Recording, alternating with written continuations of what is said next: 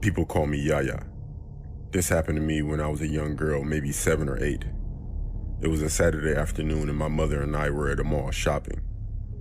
We went from store to store, mostly for me. I was the spoiled kid. We went into a coat store, and I was pretty bored, so I would constantly walk away from my mother to play and stuff as I did in every other store. My mother would always call my name and I'd go running to her. This time, I was playing in a round coat rack. My mother called my name and I ran out.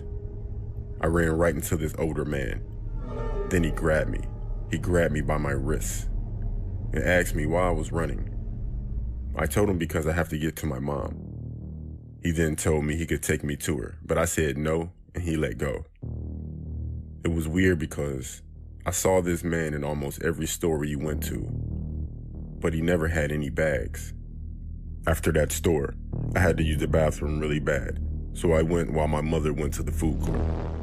I sat down to use it for maybe a minute when someone else came in. The person walked right up to my stall. At this point, I was just looking at the person's shoes. They were men's shoes.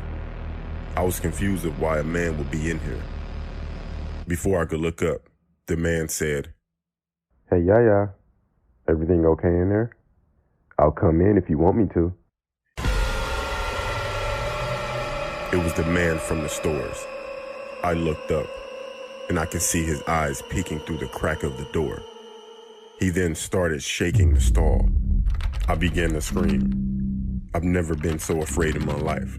Then 2 women walked into the bathroom, and the man took off. These women took me to my mother and told the police. They found him due to the cameras. I don't know what his intentions were, but the police said he probably would have kidnapped me. Who knows? From that time on, I would never leave my parents' side while in public.